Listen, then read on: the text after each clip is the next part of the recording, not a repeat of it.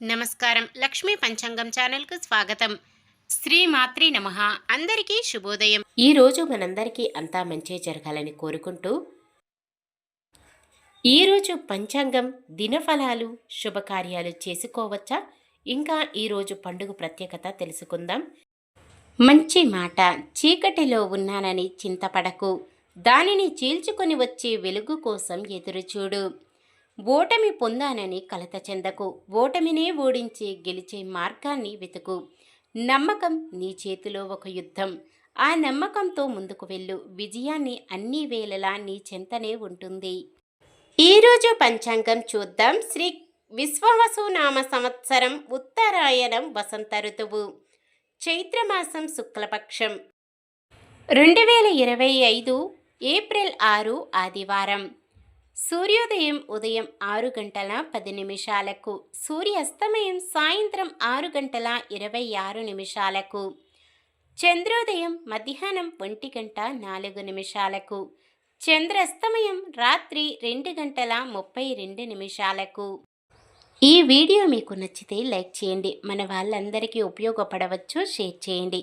ఇలాంటి మరెన్నో వీడియోస్ కోసం మన ఛానల్ను సబ్స్క్రైబ్ చేసుకోండి. తిథి నవమి, రాత్రి 7 గంటల 28 నిమిషాల వరకు, తదుపరి దశమి. నక్షత్రం పుష్యమి.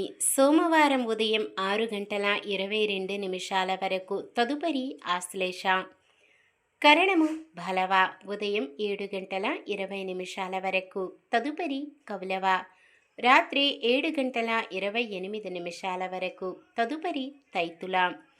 యోగము సుకర్మము. సాయంత్రం 6 గంటల 57 నిమిషాల వరకు, తదుపరి ధృతి. అశుభ సమయాలు. రాహుకాలం సాయంత్రం 4 గంటల 54 నిమిషాల నుండి 6 గంటల 26 నిమిషాల వరకు. యమగండం మధ్యాహ్నం 12 గంటల 18 నిమిషాల నుండి 1 గంట 50 నిమిషాల వరకు. గుళిక కాలం మధ్యాహ్నం 3 గంటల 22 నిమిషాల నుండి 4 గంటల 54 నిమిషాల వరకు. దుర్ముహూర్తం సాయంత్రం 4 గంటల 48 నిమిషాల నుండి 5 గంటల 37 నిమిషాల వరకు. వర్జ్యం మధ్యాహ్నం 1 గంట 49 నిమిషాల నుండి 3 గంటల 28 నిమిషాల వరకు. శుభ సమయాలు. బ్రహ్మముహూర్తం తెల్లవారుజామున 4 గంటల 34 నిమిషాల నుండి 5 గంటల 22 నిమిషాల వరకు. అమృత గడియలు రాత్రి 11 గంటల 46 నిమిషాల నుండి 1 గంట 25 నిమిషాల వరకు. అభిజిత్ ముహూర్తం ఉదయం 11 గంటల 54 నిమిషాల నుండి 12 గంటల 43 నిమిషాల వరకు.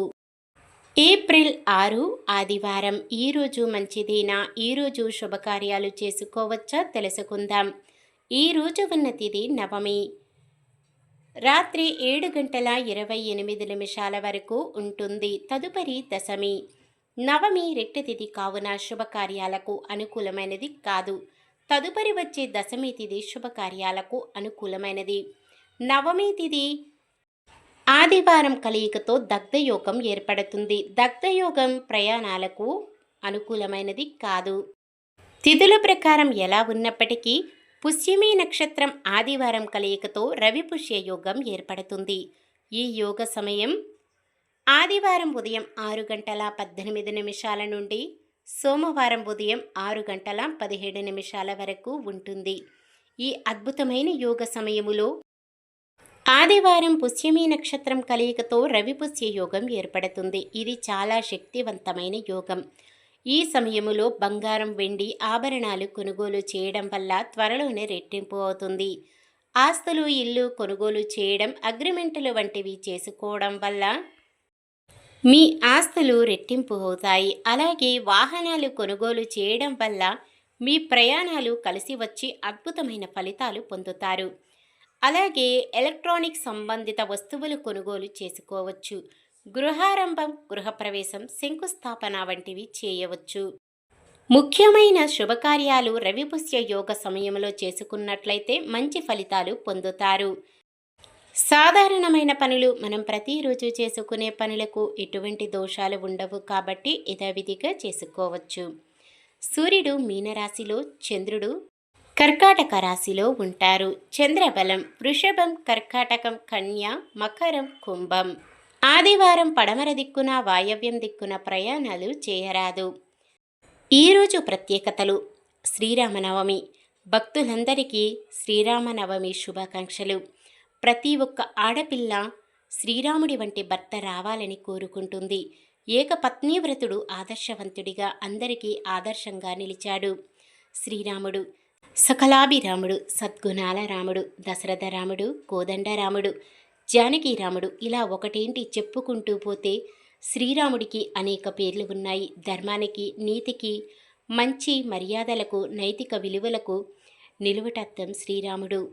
శ్రీరామనవమి ప్రాముఖ్యత: లోకరక్షణ కోసం శ్రీ మహావిష్ణువు త్రేతాయుగంలో రాక్షస సంహారం కోసం అవతారం ఎత్తాడు. అలా త్రేతాయుగంలో మహావిష్ణువు అవతారం ఎత్తాడు శ్రీరాముడు. దశరథ మహారాజు కౌసల్యదేవి సంతానంగా శ్రీరాముడు నవమి తిథి రోజు జన్మించినట్లు పురాణాలు చెబుతున్నాయి. ఆనాడే సీతారాముల కళ్యాణం జరిగిందని చెబుతారు. 14 ఏళ్ల అరణ్యవాసం చేసి పట్టాభిషిక్తుడైన రోజు కూడా నవమి తిథి. అందువల్ల శ్రీరామనవమి రోజు సీతారాముల కళ్యాణం ఘనంగా నిర్వహిస్తారు. ప్రతి చోట చలువ పందిళ్లు వేసి శ్రీరాముని ఉత్సవాలు ఘనంగా జరుపుతారు. దేవుడిగా కాకుండా మానవ అవతారంలో మనుషులు పడే కష్టాలన్నీ అనుభవించారు. మానవుడు ఎలా జీవించాలో చూపించారు శ్రీరాముడు. రావణ సంహారం చేసి ధర్మాన్ని రక్షించారు. ఒక వ్యక్తి ఎలా జీవించాలి, మాటకు ఎలా కట్టుబడాలి, తల్లి తండ్రులకు ఎటువంటి గౌరవం ఇవ్వాలి అనేవి శ్రీరాముడిని చూసి నేర్చుకోవాలని పెద్దలు చెబుతుంటారు. అందుకే శ్రీరాముడిని సకల గుణాభిరాముడు అంటారు. మరొక్కసారి అందరికీ శ్రీరామనవమి శుభాకాంక్షలు. నిన్న మేమడిగిన ప్రశ్నకు సమాధానం: ద్రోణాచార్యుని కుమారుడి పేరు అశ్వత్థామ. ఈరోజు ప్రశ్న: ధృతరాష్ట్రుడు కుంతీతో సహా పాండవులను ఎక్కడికి పంపారు? అమృతావనం, వనవాసం, వారణావతం, వారణాసి. సమాధానాన్ని కామెంట్లో తెలపండి. ఈరోజు పుట్టినరోజు మరియు పెళ్లి రోజు జరుపుకుంటున్న వారందరికీ ఆ శ్రీ మహావిష్ణువు, లక్ష్మీదేవుల ఆశీస్సులు ఎల్లప్పుడూ వారిపై ఉండి వారంతా సుఖ సంతోషాలతో సకల సంపదలతో జీవించాలని మనస్ఫూర్తిగా కోరుకుంటున్నాను. ఈరోజు మన దినఫలాలు ఎలా ఉన్నాయో తెలుసుకుందాం. మేషరాశి ముఖ్యమైన పనులు విజయవంతంగా సాగుతాయి. వృషభ రాశి రాబడి ఆశించిన విధంగా ఉంటుంది. మిథున రాశి వ్యతిరేకులు కూడా అనుకూలంగా మారుతారు. కర్కాటక రాశి కుటుంబ సమస్యలు కొంత సర్దుబాటు కాగలవు.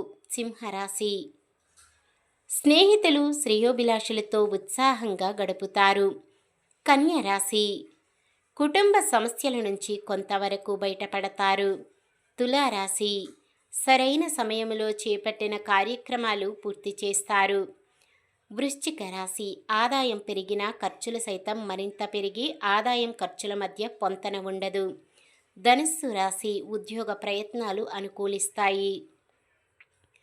మకర రాశి రాబడి గతం కంటే కాస్త మెరుగ్గా ఉంటుంది. కుంభరాశి కుటుంబ సమస్యలు కొన్ని తీరుతాయి. మీనరాశి ఇంట బయట గౌరవ మర్యాదలు మరింత పొందుతారు. ఇది ఈ రోజుటి పంచాంగం. మన గ్రహస్థితి ఎలా ఉన్నా ఆ భగవంతుని దీవెనలతో మనమంతా చల్లగా ఉండాలని మనస్ఫూర్తిగా కోరుకుంటున్నాను. మన బలానికి దైవ బలం తోడైతే అద్భుతాలు జరుగుతాయి. ప్రతిరోజు మర్చిపోకుండా దైవనామస్మరణం చేయండి. జై శ్రీరామ్. ఈ వీడియో నచ్చితే లైక్ చేయండి.